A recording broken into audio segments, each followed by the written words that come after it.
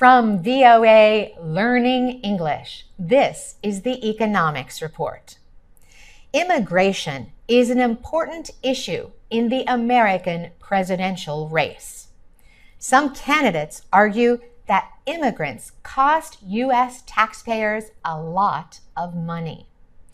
The Federation for American Immigration Reform says people living illegally in the U.S. cost the economy about $113 billion every year. That group, which supports stronger limits on immigration, says state and local governments pay most of the cost. But how much do undocumented immigrants pay in taxes? The Institute on Taxation and Economic Policy is a politically neutral research group. It says people living in the U.S. illegally pay more than $11.5 billion a year in state and local taxes. Matt Gardner is executive director of the Institute. He says it is difficult to know the exact costs of illegal immigration. But he says $11.5 billion a year is a lot of money for state and local governments. The Institute estimates that undocumented immigrants would pay about $2.1 billion more if they were permitted to work legally.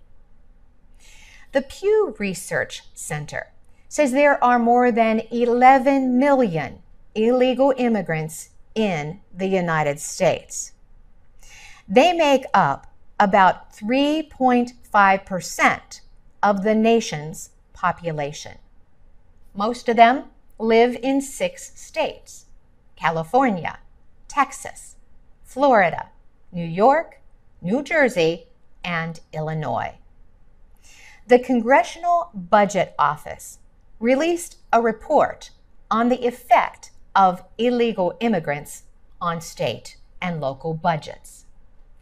It says state and local governments get more in tax money from illegal immigrants than those governments have to spend on services for them. For VOA Learning English, I'm Carolyn Presutti.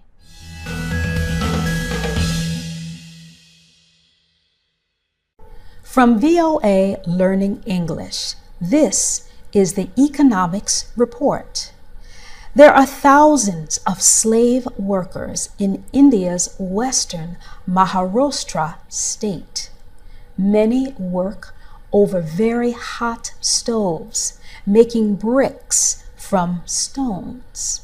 Now, activists are trying to inform these workers of their basic human and economic rights. Many of the workers are landless Adivasi tribal people. They are forced into seasonal work, making bricks to pay off debt. The debts are often from borrowed money and family members who received loans and then died. Entire families may work up to 14 hours a day for low or no wages and no days off.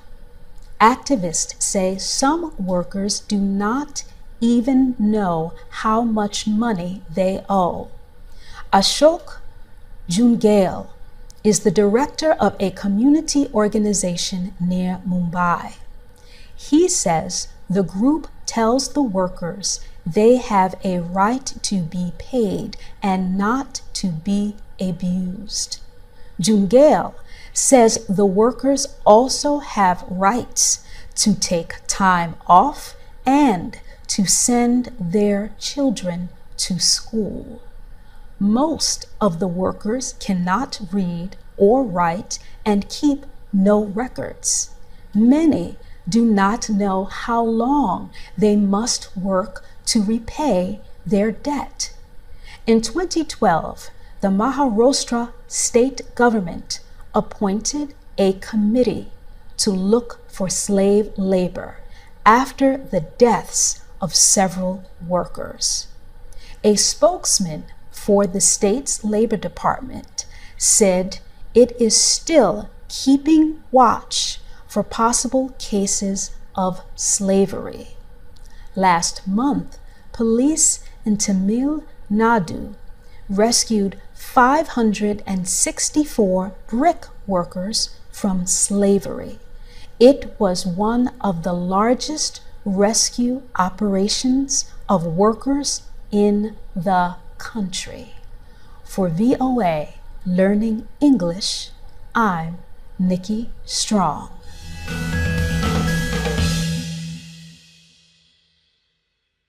From VOA Learning English, this is the Economics Report. A new report shows consumers spent $461 billion globally on counterfeit and pirated goods. The report says that type of illegal trade continues to grow. Counterfeit and pirated goods are illegally made copies of products. They are made and sold without the permission of the owner.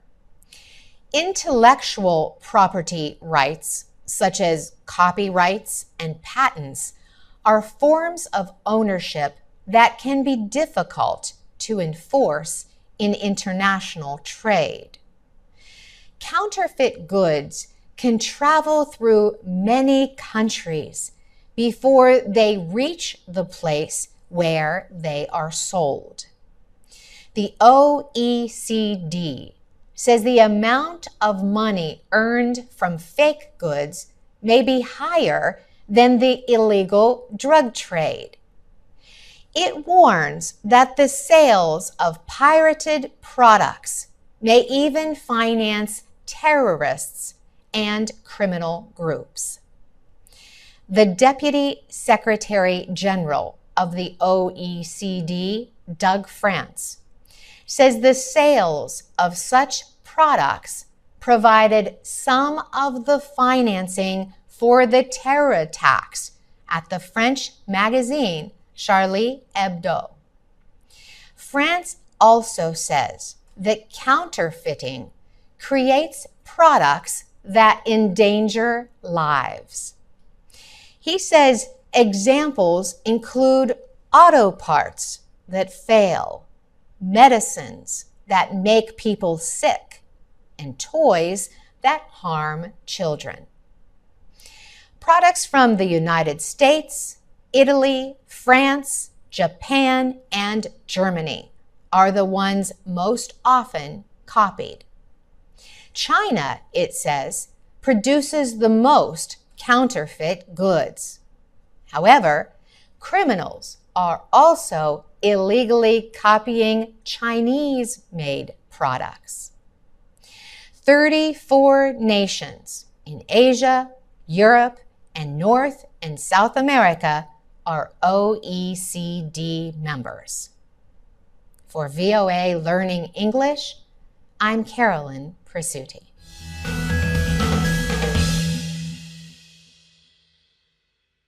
From VOA Learning English, this is the Economics Report.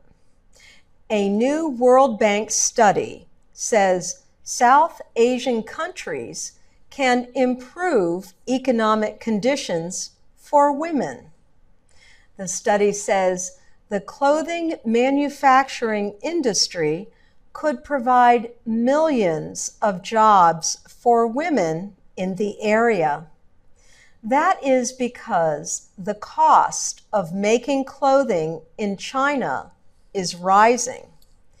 The study finds that Southeast Asian countries like Vietnam and Cambodia are increasing clothing manufacturing jobs faster than South Asian countries. These include India, Bangladesh, and Pakistan. But the study says lower costs and an increasing number of young workers give South Asian countries the chance to compete. Clothing manufacturing is a labor-intensive industry needing many workers. The World Bank study found that in countries where more girls and women work, marriages take place later in life. Women have fewer children. They eat better food, and their children are more likely to go to school. All these help an economy grow. The World Bank study says clothing manufacturing can be a valuable industry for development. But it also says there is a need for industry supervision, better wages, and higher value products. For VOA Learning English, this is the last economics report from Learning English TV. But we are not going away. We will continue to bring you videos to help you learn American English. Go to learningenglish.voanews.com to find new materials and to look for past Learning English TV reports. I'm Ann Ball. Thank you for watching and learning with all of us at VOA Learning English.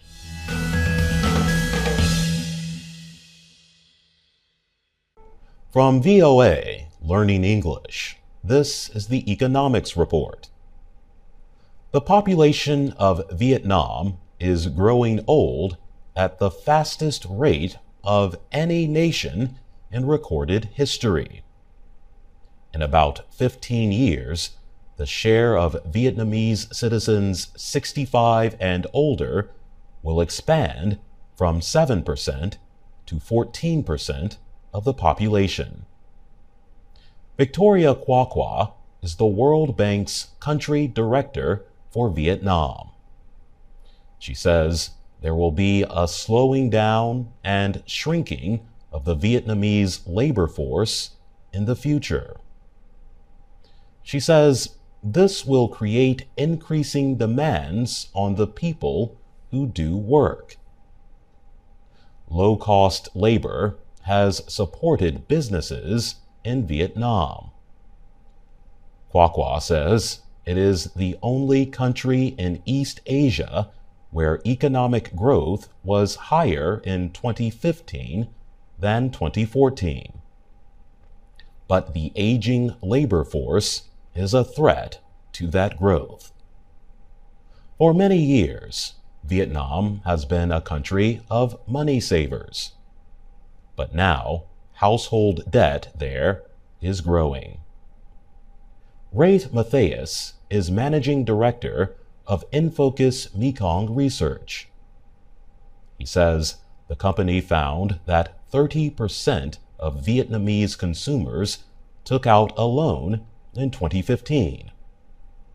He says that Vietnam is becoming a culture of debt. Many countries are worried about how China's economic problems could hurt them. But Vietnam may not be affected. Vietnamese officials say the country's exports to Europe or the United States are about 2 times more than its exports to China. Vietnamese relations with China have worsened recently over territorial disputes in the South China Sea. But that has not stopped Vietnam from buying more products from China than from any other trading partner. For VOA Learning English, I'm Jonathan Evans.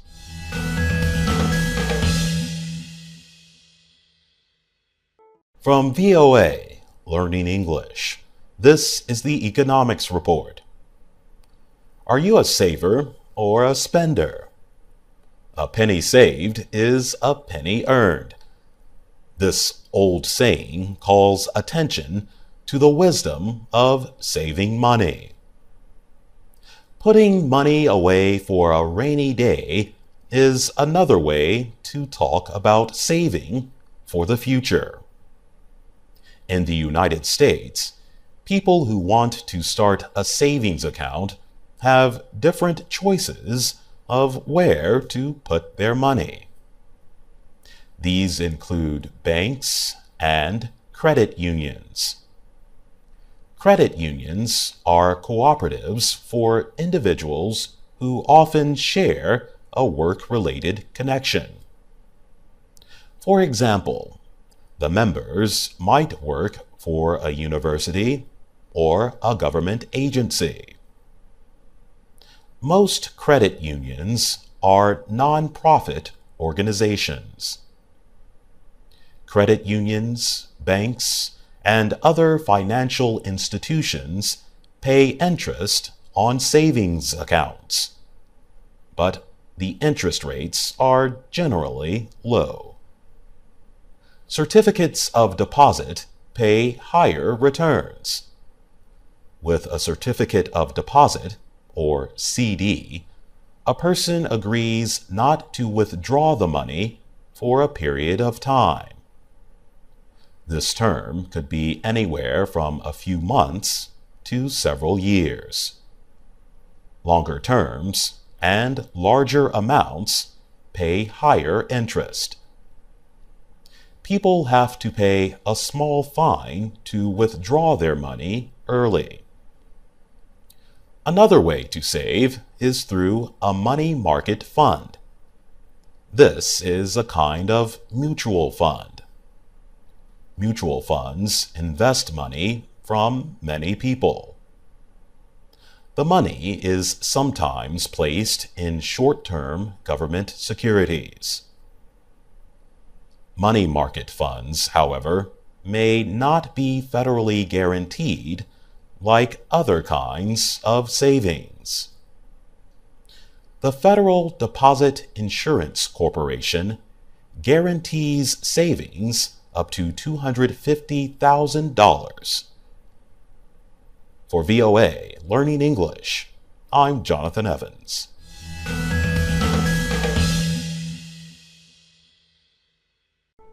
From VOA Learning English, this is the Economics Report.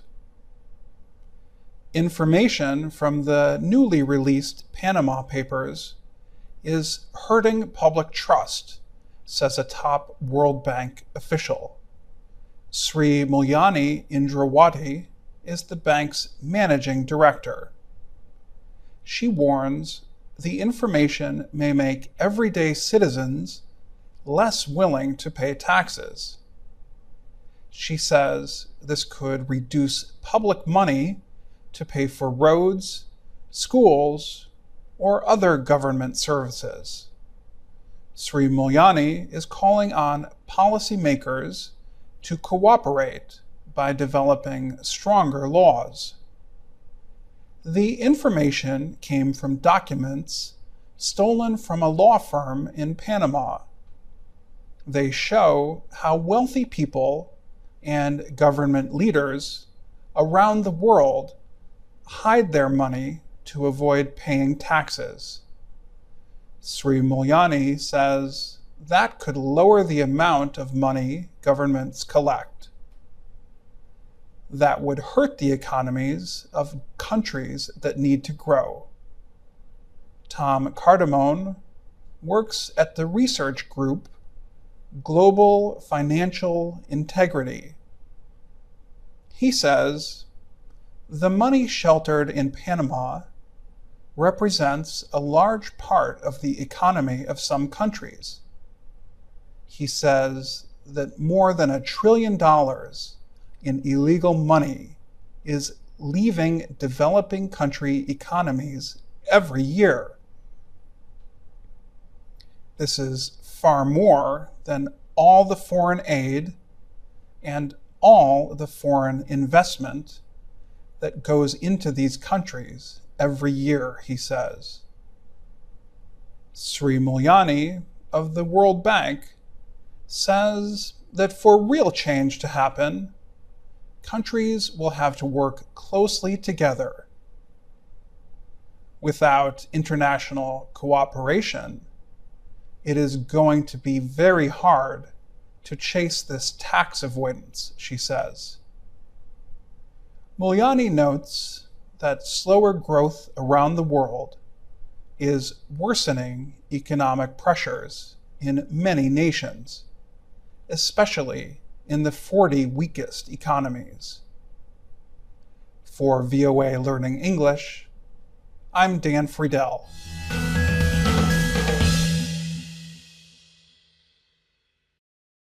From VOA Learning English, this is the Economics Report in Special English.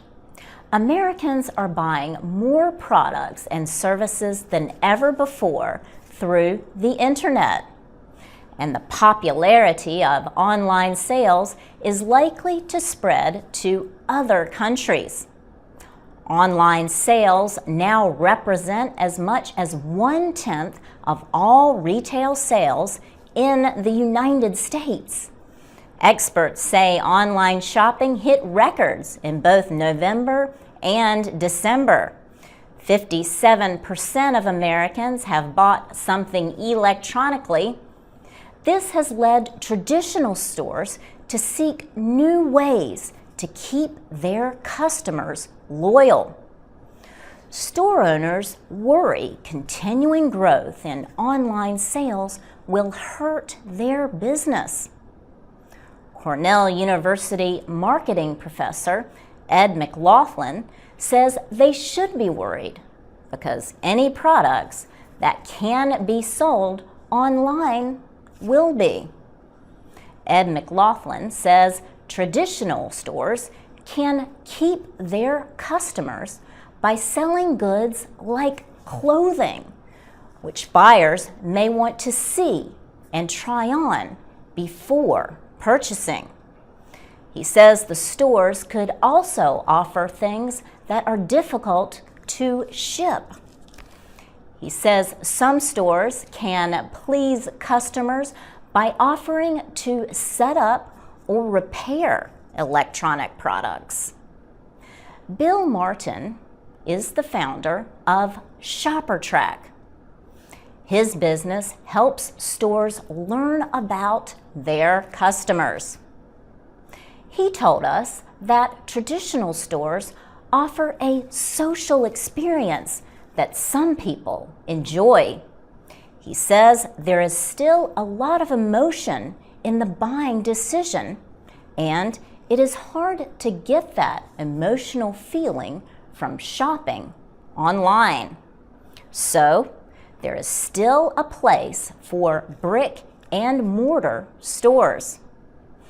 Bill Martin says traditional stores can provide goods to buyers faster than online businesses, and some retailers use their websites to persuade people to visit their stores. For VOA Learning English, I'm Laurel Bowman.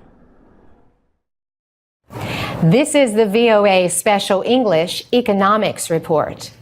Space Exploration Technologies, or SpaceX, may be a company to watch in the coming years. On Tuesday, May 22nd, SpaceX successfully launched its Falcon 9 rocket from Cape Canaveral in Florida. The privately built and owned Dragon spacecraft was loaded with more than 500 kilograms of supplies for the International Space Station. The Dragon linked up with the space station after a 3-day flight. America's National Aeronautics and Space Administration is moving to private companies for services like bringing supplies to the space station. NASA official Bill Gerstenmaier, spoke to reporters after the launch. He said the space agency has already signed a contract with SpaceX for the company's services on 12 flights. The agreement is worth $1.6 billion. Mr. Gerstenmaier said the United States no longer pays Russia to carry out such operations. SpaceX is based in Hawthorne, California. Elon Musk started the company in 2002, but it is not the first company founded by the South African-born businessman. He also started the internet payment service PayPal, which is now owned by online auction store eBay. His other company, Tesla Motors, makes electric cars. Elon Musk has likened modern space travel to where internet technology was in the 1990s. At that time, businesses were just starting to think about how to sell goods and services on the World Wide Web. Today, billions of dollars in goods and services are sold online. But after the launch, Mr. Musk tried to keep his attention on the job at hand. He said the immediate goal for SpaceX is to bring supplies to the space station. After that, he thinks the company will work toward improving its rocket technology. He said a major development would be to make what he calls a full and rapidly reusable rocket. The Dragon spacecraft is designed to be able to carry both astronauts and cargo. SpaceX says it has 40 launches planned over the next few years and contracts worth $4 billion. It says 60% of its upcoming flights are for businesses, not the government. For VOA Special English, I'm Carolyn Presutti. You can read, listen, and learn English with more stories about business and other subjects at voaspecialenglish.com. From VOA Learning English, this is the Economics Report. A court in Afghanistan recently sentenced former leaders of the country's first private bank to prison. The two men were found guilty of crimes that led to the failure of the Kabul bank in 2010. Some people say the 5-year prison sentences were not enough. The bank failure led to a financial crisis in Afghanistan. A special 3-judge committee of the Afghan Supreme Court decided the case. The court found Kabul Bank's former chairman, Sherhan Farnood, guilty of stealing $278 million. Former Chief Executive Officer Halilullah Ferozi was found guilty of stealing $530 million. The judge ordered the two men to repay the stolen money. The former bank officials have been under house arrest for more than a year. They were among 21 Kabul Bank and government employees who were tried and found guilty. The other defendants were given shorter sentences. All have the right to appeal. The case was considered a test of Afghanistan's new legal system and the government's will to fight corruption. The special court did not charge several other influential people linked to the bank as shareholders or borrowers. These people included a brother of President Hamid Karzai and a brother of the first vice president. The Afghan government rescued the bank and renamed it the New Kabul Bank. Nations that help support Afghanistan, led by the United States, have promised billions of dollars in aid after NATO forces withdraw by the end of 2014. But they are demanding that the government bring corruption under control. For VOA Learning English, I'm Alex Villarreal. This is the VOA Special English Economics Report. Mark Hurd got credit for building Hewlett-Packard into the world's largest technology company. HP is the top seller of personal computers and printers. It had sales last year of almost $115 billion. Mr. Hurd became Chief Executive Officer 5 years ago after HP ousted Carly Fiorina. Later, he also became chairman. Under his leadership, HP stock doubled in price.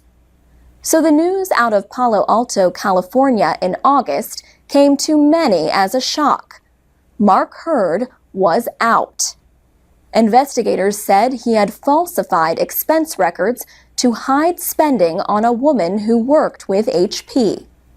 Reports said the amount was about $20,000. Mr. Hurd is married. He earned $24 million last year. In June, the former marketing contractor, Jody Fisher, accused Mr. Hurd of sexual harassment. Through her lawyer, she said she was surprised and saddened that he lost his job. She said they had settled her claim privately. The sometime actress also said they never had an intimate sexual relationship. HP and private investigators found no violation of the sexual harassment policy at the company. But they did find that Mr. Hurd violated HP's standards of business conduct. These suggest that before employees make a decision, they should consider how it would look in a news story. Sexual harassment is one of the areas of job discrimination investigated by the Equal Employment Opportunity Commission. The federal agency received almost 13,000 harassment claims last year. That was down from over 15,000 10 years ago. Men now make close to 1/5 of the complaints. The agency finds reasonable cause in about half of all sexual harassment claims. HP is paying Mark Hurd $12 million plus millions more in stock options to leave. But his resignation was not the only exit from a job that was in the news. A flight attendant became an overnight folk hero on the internet. Stephen Slater apparently argued with a passenger over baggage in the overhead bin. And once the flight landed in New York, he deployed the emergency slide and left the plane.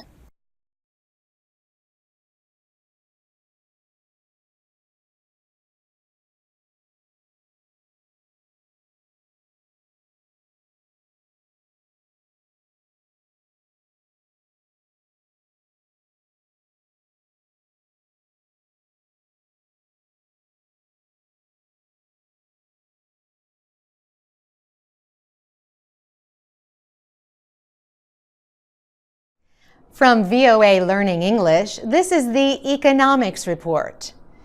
The Ethiopian government and the United Nations Development Program, or UNDP, have launched a 3-year program. They plan to train more than 200,000 entrepreneurs. Government and UNDP officials say the businesses set up by these men and women could create more than 1 million jobs in Ethiopia. The country's Minister of Urban Development and Construction, Mikuria Haile, says Ethiopians need to change their way of thinking. He says that instead of looking for jobs, people need to become social and economic entrepreneurs who create jobs. The Ethiopian government and the UNDP are interested in people wanting to set up small and medium-sized companies. The development program is expected to cost $26 million. So far, the UNDP has supplied $6 million. The program is based on 4 main ideas: institutional development, entrepreneurship training, business development services, and partnerships. Eugene Owusu works in Ethiopia for the UNDP. He says more needs to be done to reduce bureaucratic rules and increase access to credit in the country. Ethiopia has one of the world's fastest growing economies, but it is 174th on the UNDP's Human Development Index. Human development has improved in Ethiopia during the past 20 years, but almost 1/3 of the people live in poverty. And the need for jobs and economic growth is urgent. In Africa, Ethiopia's population is second only to Nigeria. And Prime Minister Haile Mariam Desalegn says a majority of the country is under the age of 25. For VOA Learning English, I'm Carolyn Presutti. This is the VOA Special English Economics Report. BlackBerry service is facing limits or bans in some countries over the issue of government access to information on its network. Research in Motion, or RIM, makes BlackBerry communications devices. The company is based in Waterloo, Canada. BlackBerry has 46 million users worldwide. They run on the company's network and secure software. In August, the United Arab Emirates announced it would block BlackBerry email, web browsing, and instant messenger services on October 11th. The UAE says the services are a threat to national security because government officials cannot access or monitor users' information. Then, Saudi Arabia threatened to block BlackBerry service in August. But later, a telecommunications official reportedly said it would allow service to continue in the country because of positive developments. These moves renew concern among some people about efforts by the UAE and Saudi Arabia to control the flow of information. Both countries have banned some forms of media seen as harming national security. The ban in the UAE could affect 500,000 BlackBerry users. Saudi Arabia has about 700,000 users. Kuwait and Lebanon are also said to be considering restrictions. But Middle Eastern countries are not the only ones seeking greater access to BlackBerry information. India and China are among other countries also doing so. Governments, big corporations, and individuals use BlackBerry devices because they are highly secure. Users' communications are sent to servers overseas, mostly in Canada, using powerful security measures. RIM says its system is set up in a way that no one, including RIM, can access user information. The company also says it does not matter where their servers are based. Communications are made secure the moment they leave the BlackBerry device through encryption. Secretary of State Hillary Clinton said the United States will hold talks with the UAE and other countries about possible bans on BlackBerry services. She said the United States knows there are reasonable security concerns about the service. But she added that there is also a right of free use and access. And that's the VOA Special English Economics Report. You can find transcripts, MP3s, and podcasts on our website, voaspecialenglish.com. You can also find us on Facebook, Twitter, and YouTube at VOA Learning English. From VOA Learning English, this is the Economics Report. The United Nations is warning that the world is not prepared to deal with the fast growth of cities. The World Economic and Social Survey 2013 calls for new ways to meet the needs of city populations. More than 6.5 billion people are expected to be living in cities by 2050. Most new city dwellers will be in developing countries. The United Nations says the effect on limited resources in many countries will be huge. The World Economic and Social Survey notes the increasing demands for energy, water, sanitation, public services, education, and healthcare. The world population is expected to rise to more than 9 billion by 2050. 2/3 of all people are expected to live in cities. The United Nations says about 80% of this growing urban population will be found in Africa and Asia. The report says sustainable development of urban areas requires coordination and investments to deal with important issues. These include land use, food security, job creation, and transportation. William Vandergeest is with the United Nations Department of Economic and Social Affairs. He says cities need to work closely with rural communities so that food supplies can be secured and the environment can be protected.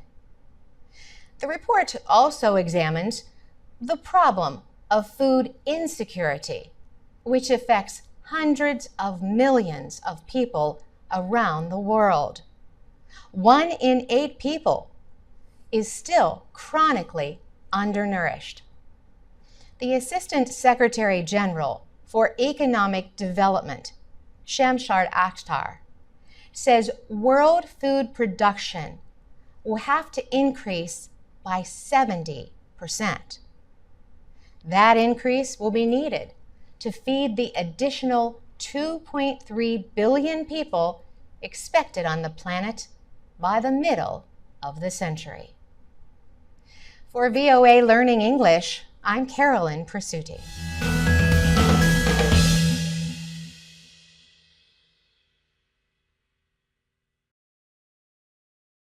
This is the VOA Special English Economics Report. A look at some industries in the United States shows that the economic recovery is uneven and growth seems to be slowing down. We spoke with experts in the transportation industry, which is easily affected by economic changes. Economists say trucks carry nearly 70% of the freight or goods transported in the United States. The American Trucking Association represents the interests of the trucking industry. It says freight is a good measure of the economy. This is because businesses have to move unprocessed materials, carry parts to factories, and transport imports and exports. Bob Costello is the chief economist for the group. He says the trucking industry is a leading economic indicator. That means that it helps signal what will happen in the economy. He says it is a good sign if the amount of goods carried by trucks increases, and the amount of freight carried by trucks is going up slowly. The American Trucking Association says total freight tonnage increased in June, but remained unchanged in July. That is good news to Bob Costello. He says it tells him that the economy is not falling into another recession. Other information about economic growth comes from air freight, or goods transported by air. Recent reports show demand for air freight fell more than 3% around the world during July. Perry Flint is with the International Air Transport Association. That group represents about 240 airline companies worldwide. It gathers information about air passenger travel and air freight. It says international air freight decreased in July from the same period the year before. But other signs show increases. The same report shows that passenger traffic increased over 3% from last year. That may be why a top official of Cambria Suites Hotels says all travel, not just business travel, is strong.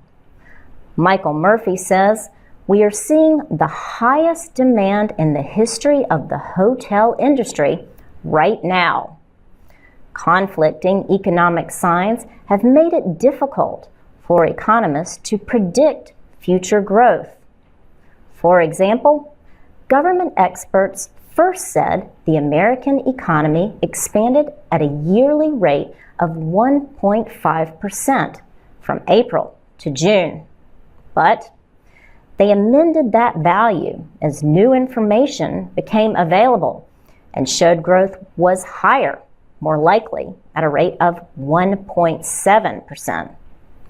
Changes like that have made it harder for many people to see the road ahead.